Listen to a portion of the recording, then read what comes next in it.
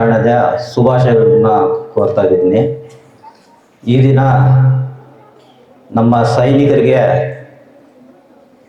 ಅಮರ್ ಜ್ಯೋತಿ management ಇಲ್ಲಿವರೆಗೂ ಕರೆದು ಗೌರವಿಸಿ ಎರಡು ಮಾತನ್ನು ಮಾತಾಡೋಕ್ಕೆ ಅವಕಾಶ ಕೊಟ್ಟ ಮ್ಯಾನೇಜ್ಮೆಂಟ್ಗೆ ಧನ್ಯವಾದಗಳನ್ನ ತಿಳಿಸ್ತಾ ಇದ್ದೀನಿ.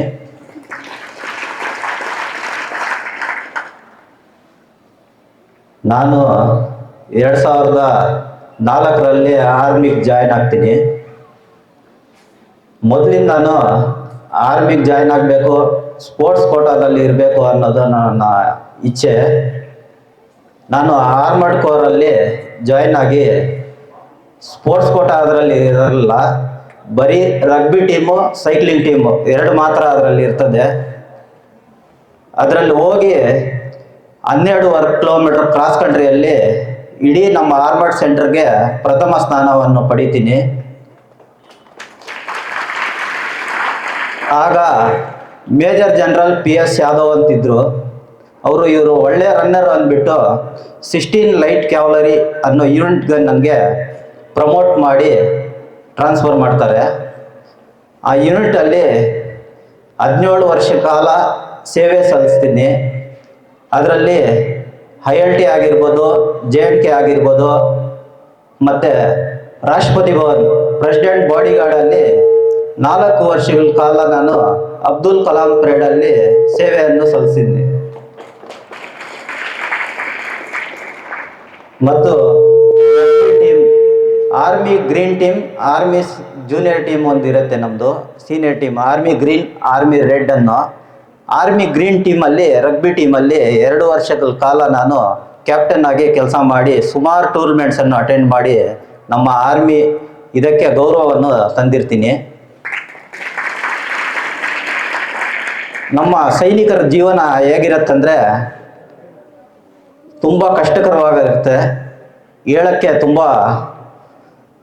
ಕಷ್ಟ.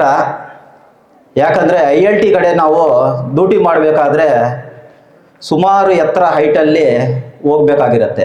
ಅಲ್ಲಿ ಆಕ್ಸಿಜನ್ ಕೊರತೆ ಇರ್ತದೆ, ಮತ್ತು -ಡಿಗ್ರಿಯಲ್ಲಿ ಟೆಂಪ್ರೇಚರ್ ಇರುತ್ತೆ. ಅದು ಸ್ಟೆಪ್ ಬೈ ಸ್ಟೆಪ್ಪು ನಮಗೆ ಅಲ್ಲಿ ಟ್ರಾನ್ಸಿಟ್ ಕ್ಯಾಂಪ್ಸಿಂದ ಮೂವ್ ಮಾಡಿಸ್ತಾರೆ. 3 ಸ್ಟೆಪ್ ಇರುತ್ತೆ. ಅದು ವಾತಾವರಣ ಹೊಂದ್ಕೋಬೇಕು ಅಂದ್ಬಿಟ್ಟು ಒಂದು ಸ್ಟೆಪ್ಪಿಂದ ಒಂದು ಸ್ಟೆಪ್ಗೆ ಮೂವ್ ಮಾಡಿಸ್ತಾ ಇರ್ತಾರೆ. ಮೇಲೆ ತುಂಬ ಆಕ್ಸಿಜನ್ ಕಡಿಮೆ ಇರುತ್ತೆ. ಒಂದು ಪೋಸ್ಟಲ್ಲಿ ನಮಗೆ ಡ್ಯೂಟಿ ಅಲಾಟ್ ಮಾಡಿದ್ರೆ ನೆಕ್ಸ್ಟ್ ಲೀವ್ ಬರೋವರೆಗೂ ನಾವು ಅಲ್ಲೇ ಇರಬೇಕಾಗತ್ತೆ. ಯಾಕಂದರೆ ಹೋಗೋ ಬರೋ ಸಾಧನೆ ಕಡಿಮೆ ಇರುತ್ತೆ. ಮಂಜು ಬಿದ್ದಾಗ ರೋಡೆಲ್ಲ ಬ್ಲಾಕ್ಸ್ ಆಗಿರುತ್ತೆ, ಮಳೆ ಬಿದ್ದರೂ ಅದೇ ರೀತಿ ತೊಂದರೆ ಆಗುತ್ತೆ ಹೋಗೋದು ಬರೋದು. ಅಲ್ಲಿ ತುಂಬ ಕಠಿಣ ಕಷ್ಟಕರ ಡ್ಯೂಟಿ ಇರುತ್ತೆ. ಎನಿ ಟೈಮ್ ಅಲರ್ಟ್ ಆಗಿರಬೇಕಾಗಿರುತ್ತೆ. ಆ ಫೀಲ್ಡಲ್ಲಿರುವಾಗ ನಾವು ದಿನ ಎಲ್ಲ ಪೆಟ್ರೋಲಿಯಂ ಮಾಡ್ತೀವಿ, ರೆಕ್ಕಿ ಮಾಡ್ತೀವಿ, ಮತ್ತು ರಾತ್ರಿ ಆದರೆ ಅಂಬೂಸು ಅಂತ ಹೇಳ್ತೀವಿ, ಅಂಬೂಸಲ್ಲಿ ಕೂತ್ಕೋಬೇಕಾಗಿರುತ್ತೆ. ಈ ಆತಂಕಿಗಳು ಓಡಾಟ ಎಲ್ಲಿರುತ್ತೆ ಅಲ್ಲಿ ಹೋಗ್ಬಿಟ್ಟು ಒಂದು ಮರ ಆಗಲಿ ಒಂದು ಕಲ್ಲಾಗಲಿ ಅದರ ಹಿಂದೆ ಕೂತ್ಕೊಂಡು ರಾತ್ರಿ ಎಲ್ಲ ಕಾಲ ಕಳಿಬೇಕಾಗಿರುತ್ತೆ. ನಮ್ಮ ಹಿಂದೆ ಇರುವ ಸುಮಾರು ನಮ್ಮ ಸೀನಿಯರ್ಸ್ ಆಗಿರ್ಬೋದು, ಎಲ್ಲರೂ ದೇಶಕ್ಕಾಗಿ ಪ್ರಾಣವನ್ನು ಕೊಟ್ಟು ಸುಮಾರು ಬಲಿದಾನವನ್ನು ಕೊಟ್ಟಿದ್ದಾರೆ ಈ ದೇಶಕ್ಕಾಗಿ. ಅದನ್ನು ಉಳಿಸ್ಕೊಳ್ಳೋ ಜವಾಬ್ದಾರಿ ನಮ್ಮದಾಗಿರುತ್ತೆ.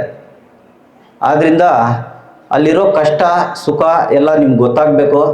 ಅಲ್ಲಿ ಸೈನಿಕರು ಯಾವ ರೀತಿ ಇರ್ತಾರೆ ಏನು ಅದರ ಬಗ್ಗೆ ಎಲ್ಲರೂ ತಿಳ್ಕೊಳ್ಳೋಕ್ಕೆ ಆಗಬೇಕು. ಯಾಕಂದರೆ ನಾವು ಇಲ್ಲಿ ಈ ಸುಖವಾಗಿದ್ದೀವಿ ಅಂದರೆ ಕಾರಣ ಸೈನಿಕರು. ಅದು ಯಾಕಂದರೆ ಬಾರ್ಡ್ರ್ ಏರಿಯಾದಲ್ಲಿ ಎಷ್ಟು ಕಷ್ಟ ಆಗುತ್ತೆ ಏನು ಅನ್ನೋದನ್ನು ನಮ್ಗೆ ಗೊತ್ತಿಲ್ಲ.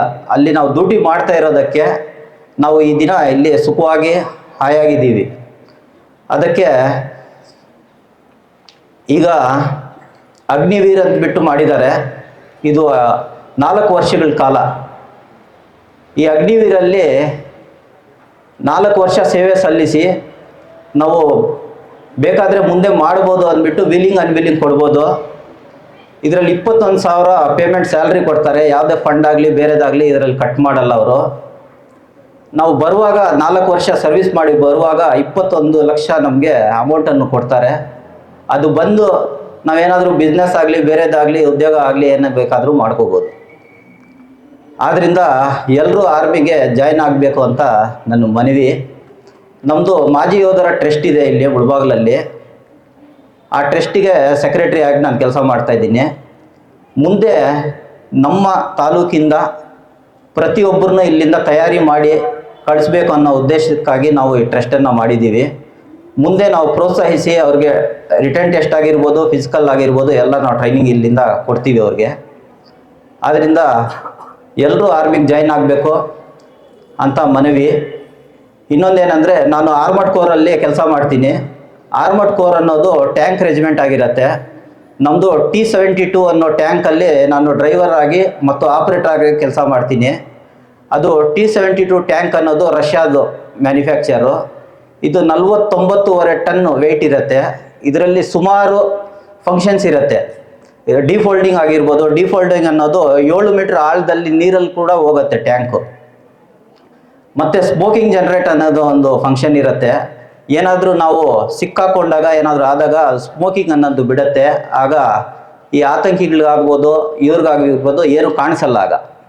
ಆಗ ನಾವು ಮೂವ್ ಮಾಡ್ಬೋದು. ಇದು ಫೈರ್ ಬಂದು 2 ಕಿಲೋಮೀಟ್ರಿಂದ 3 ಕಿಲೋಮೀಟ್ರ್ ವರೆಗೂ ಫೈರ್ ಆಗುತ್ತೆ ಟ್ಯಾಂಕು. ಒಂದು ರೌಂಡ್ ಬಂದು 2 kg ಇಂದ 3 kg ರೌಂಡು, 20 kg ಇಂದ 30 kg ವರೆಗೂ ಒಂದು ಬುಲೆಟ್ದು ವೆಯ್ಟ್ ಇರುತ್ತೆ. ಅದರಲ್ಲಿ ನಾನು ಕೆಲಸ ಮಾಡ್ತೀನಿ. ನಾನು JNKಯಲ್ಲಿ ಸಾಂಬಾದಲ್ಲಿದ್ದಾಗ ಒಂದು ಅಟ್ಯಾಕ್ ಆಗುತ್ತೆ. ಬೆಳಗಿನ ಜಾವದಲ್ಲಿ 4 ಆತಂಕಿಗಳು ಒಂದು ಗೇಟಿಂದ ಬರ್ತಾರೆ. ನಮ್ಮ PT ಟೈಮಲ್ಲಿ ನಾವು PT-ಅಲ್ಲಿ ಇರ್ತೀವಿ. ಅವರು ಯೂನಿಫಾರ್ಮಲ್ಲಿ ಬರ್ತಾರೆ. ಆರ್ಮಿ ಯೂನಿಫಾರ್ಮಲ್ಲಿ ಬಂದುಬಿಟ್ಟು ನಮ್ಮವರು ಅಲ್ಲಿ ಸೆಂಟ್ರಿ ಒಬ್ಬನಿರ್ತಾನೆ. ಅವ್ನು ಕೇಳ್ತಾನೆ, ಯಾರಪ್ಪ ನೀನು ಏನು ಅಂದಿದ ತಕ್ಷಣ ಅವ್ನು ಫೈರ್ ಮಾಡಿಬಿಡ್ತಾರೆ ಅಲ್ಲೇ. ಅಲ್ಲಿಂದ ಸೀದಾ ಅಫ್ಸರ್ ಮೆಸ್ಸಲ್ಲಿ ನುಗ್ಗಿ ಅಲ್ಲಿಗೆ ಹೋಗ್ಬಿಟ್ಟು ಒಬ್ಬ ಮೇಜರು ವಿಜಯ್ ಸಿಂಗ್ ಅನ್ನೋರು ಇರ್ತಾರೆ. ಅವ್ರಿಗೂ ಸುಮಾರು 20 ರೌಂಡ್ ಫೈರ್ ಮಾಡ್ತಾರೆ ಅವರು ಹೊಟ್ಟೆಗೆ. ಅವ್ರು ಮಾಡಿ ಮೇಲೆ ಬಿಲ್ಡಿಂಗ್ ಮೇಲೆ ಹೋಗಿ ಕೂತ್ಕೊಬಿಡ್ತಾರೆ 4 ಜನ. ನಾವು ಸ್ಮಾಲ್ ಆರ್ಮ್ಸ್ ಎತ್ಕೊಂಡು ಹೋದರೆ ಅವ್ರ ಮೇಲೆ ಇದ್ದಾರೆ, ನಾವು ಕೆಳಗಡೆ ಇದ್ದೀವಿ. ಫೈರಿಂಗ್ ಅಲ್ಲಿವರೆಗೂ ಹೋಗಲ್ಲ, ಅವ್ರು ತೆಗಲಲ್ಲ. ಟ್ಯಾಂಕ್ಸ್ ಹಿಂದೆ ಹೋಗ್ಬಿಟ್ಟು ಕೂತ್ಕೊಂಡಿರ್ತಾರೆ. ಆ ಟೈಮಲ್ಲಿ ನಾವು ನಮ್ಮ ಟ್ಯಾಂಕು T-72 ಟ್ಯಾಂಕ್ ಎತ್ಕೊಂಡು ಹೋಗಿ ಫೈರ್ ಮಾಡಿ ಅವ್ರ 4 ಜನನ ನಾವು ಸಾಯಿಸ್ತೀವಿ. ಆಗ ಈ ಆಪ್ರೇಷನ್ನು ಸಕ್ಸಸ್ ಆಗುತ್ತೆ. ನಮಗೊಂದು ಅವಾರ್ಡು ಸಿಗುತ್ತೆ ಅಲ್ಲಿ ನಮ್ಮ ಯೂನಿಟ್ಗೆ.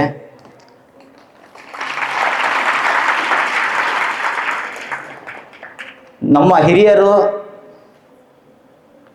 ಪಟ್ಟಿರೋ ಕಷ್ಟ, ಮಾಡಿರೋ ತ್ಯಾಗವನ್ನು ನಾವು ಹಾಗೆ ಉಳಿಸ್ಕೋಬೇಕಾಗತ್ತೆ. ನಮ್ಮದ್ರಲ್ಲಿ ನಾವು ಟ್ರಸ್ಟ್ ಮಾಡಿದಾಗ ಮುಳಬಾಗಿಲಲ್ಲಿ ನಾವು ಸುಮಾರು ಕಾರ್ಯಕ್ರಮಗಳು ಮಾಡಿದ್ದೀವಿ. ಅದರಲ್ಲಿ ಮುಳಬಾಗಿಲಿಂದ ಸುಮಾರು ಮಾಜಿ ಸೈನಿಕರು ಇದ್ದಾರೆ ಇಲ್ಲಿ. ಅದು ನಮಗೂ ಗೊತ್ತಿರಲಿಲ್ಲ. ನಮ್ಮ ಸೀನಿಯರ್ಸು ಸುಮಾರು ಜನ ಇದ್ದಾರೆ. ಮೊನ್ನೆ ಕಾರ್ಗಿಲ್ ವಿಜಯೋತ್ಸವ ಮಾಡಿದಾಗ ನಮ್ಗೆ ಗೊತ್ತಾಯಿತು. ಕಾರ್ಗಿಲ್ ವಾರ್ 99 ವಾರಲ್ಲಿ 7 ಜನ ನಮ್ಮ ತಾಲೂಕಿಂದ ಭಾಗವಹಿಸಿ ಯುದ್ಧದಲ್ಲಿ ಪಾಲ್ಗೊಂಡಿದ್ರು. ಇದು ಹೆಮ್ಮೆಯ ವಿಷಯ. ನಮ್ಗಾಗೆ ಗೊತ್ತಾಗಿದ್ದು ಕಾರ್ಗಿಲ್ ವಾರಲ್ಲಿ 7 ಜನ ಮುಳಬಾಗಿಲವ್ರು ಇದ್ದರು ಅಂತ. ಮತ್ತು 71 ವಾರಲ್ಲೂ ಕೂಡ 2 ಈಗ ಪ್ರೆಸೆಂಟ್ ಇದ್ದಾರೆ. ಅವರು ಕೂಡ ವಾರ್ ಅಟೆಂಡ್ ಮಾಡಿದ್ದಾರೆ. ಈ ರೀತಿ ಸುಮಾರು ಜನ ಮಾಜಿ ಸೈನಿಕರು ಇಲ್ಲಿದ್ದಾರೆ. ಆದರೆ ನಮ್ಗೆ ಗೊತ್ತಾಗಲ್ಲ. ಇದೆಲ್ಲ ಮಾಡಿಫಿಕೇಷನ್ ಆಗಬೇಕು. ಈ 2 ಮಾತಾಡೋಕ್ಕೆ ಅವಕಾಶ ಕೊಟ್ಟ ಜ್ಞಾನಜ್ಯೋತಿ ಸ್ಕೂಲ್ಗೆ ಧನ್ಯವಾದಗಳನ್ನ, ಅಮರಜ್ಯೋತಿ ಸ್ಕೂಲ್ಗೆ ಧನ್ಯವಾದಗಳನ್ನ ತಿಳಿಸ್ತಾ ಇದ್ದೀನಿ. ಜೈ ಹಿಂದ್.